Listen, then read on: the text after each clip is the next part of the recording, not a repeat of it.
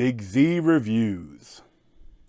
Doctor Sleep is a new horror film that is based on the book of the same title by Stephen King, and this is the sequel to The Shining. And this movie is definitely the sequel to the movie Shining, but there's also a lot of bits in the book that you may have just not talked about, that it feels like it's a sequel to them too. And it's kind of bringing together the original story by Stephen King and Kubrick's amazing film. Kind of bringing them together and doing like a worthy successor, a worthy sequel to The Shining, and it's amazing. You can hear me. You're magic, like me. I don't know about magic. I always called it The Shining.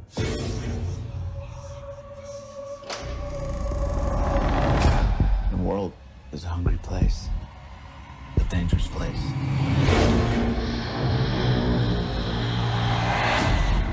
These people, they hurt people like us.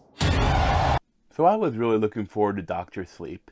And in the week ahead of time, I reread Stephen King's The Shining, and I watched the miniseries that was kind of pretty mediocre, but it was more true to the book. And I watched, of course, the excellent Stanley Kubrick's The Shining, the classic film. And as a sequel to that, look, The Shining, it's a film. It is such a tight, masterpiece. There's hardly any fluff in it, and all the fluff that's there is, Kubrick wanted for it to make you feel uncomfortable. And this movie is it's long. It's not a short film, but at the same time, it's not. They still cut stuff out of the book. I mean, they didn't. There's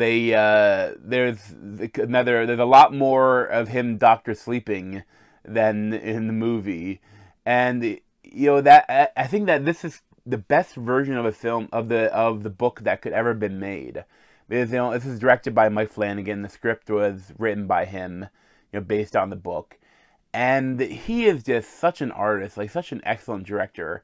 More and more, I just loving everything he does, and this is no exception, because in his films, he gets the best out of everyone. But also, his films always have a core, an emotional core, that really resonates through the whole film. And I really love that. He does, he has a beautiful eye. But, I mean, he gets the most of his actors, too. Ewan McGregor and Rebecca Ferguson, especially. They're both really good in this film. So, for the setup for this film, this is, of course, a sequel to The Shining.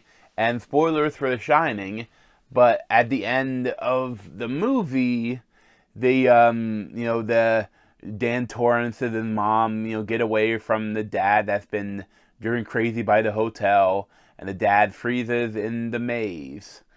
And, this is, you start off in a couple decades after, and you see Ewan McGregor. He is like his dad. He is a drunk. He's an alcoholic, and he's kind of in the lowest point of his life. He's, using booze to hide The Shining, hide everything he sees, and try to, get away from it. And when we see him, he hits a low, and he decides to, clean himself up, to join AA, and, get on the wagon.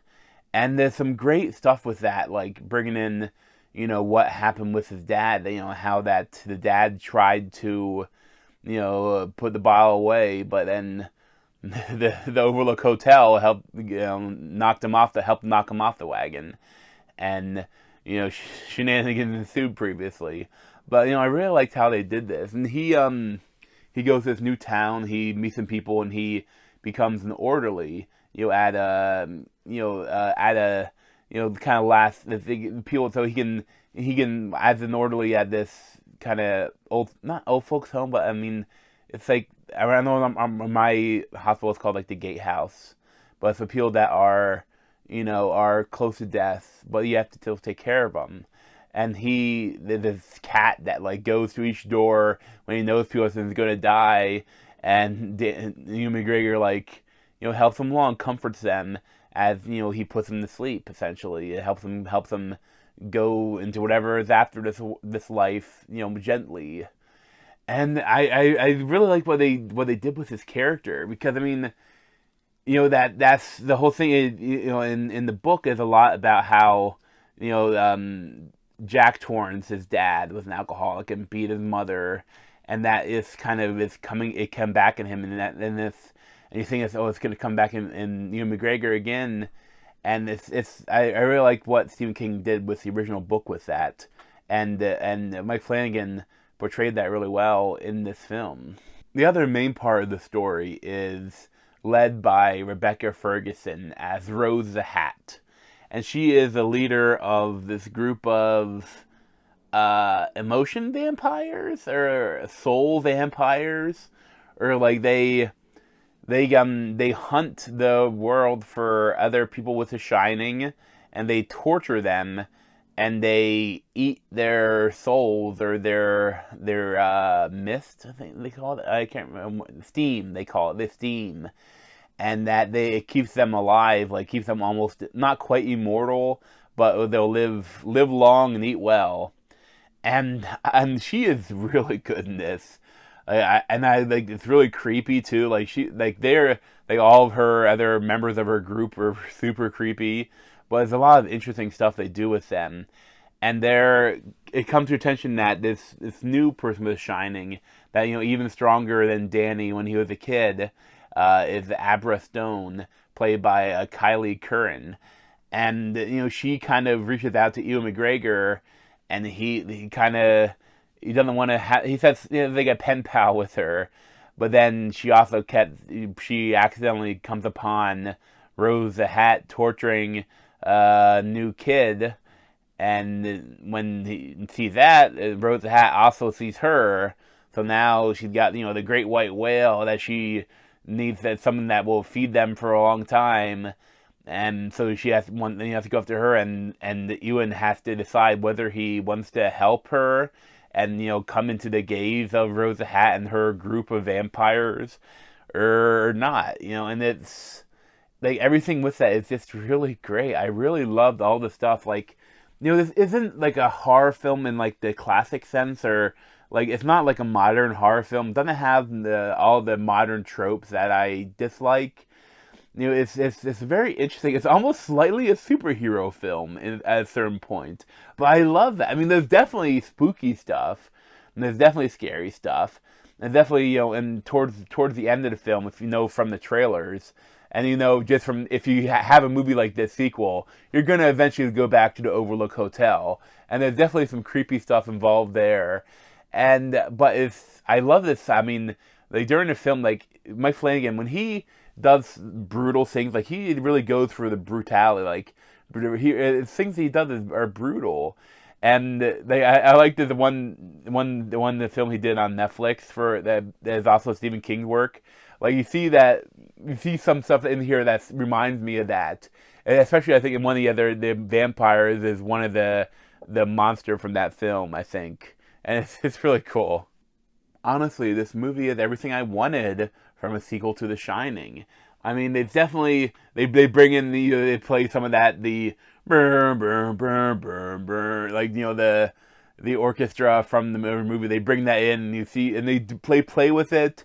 And I think some people could say it's a bit like, remember this, you remember that, but I think it works because it's emotional for Danny Torrance when he goes back there and sees these things. It's also for the audience to go, oh, remember what happened here? But at the same time, that's him experiencing it. And I like that they did that.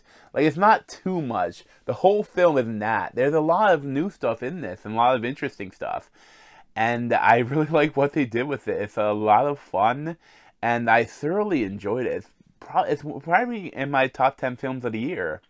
I really loved it. I mean, there's just so much here that to enjoy, and it's not that scary. Like, there aren't jump scares. I mean, it's a little creepy, but there's nothing too scary. So, I mean, if you ever saw The Shining and you're interested in seeing some more stuff of that, this is a great film, and it's one of my favorite Stephen King adaptations. It's really good.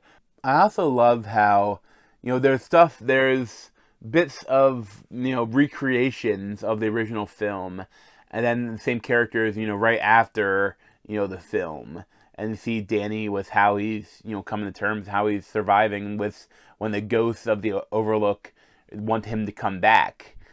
And I love that they don't, like, with today's technology, you see more people creating weird, CG amalgamations of people and like making them young again, and maybe they couldn't do that. Maybe because Jack Nicholson is retired, but he's not dead, and his family aren't desperate for more money.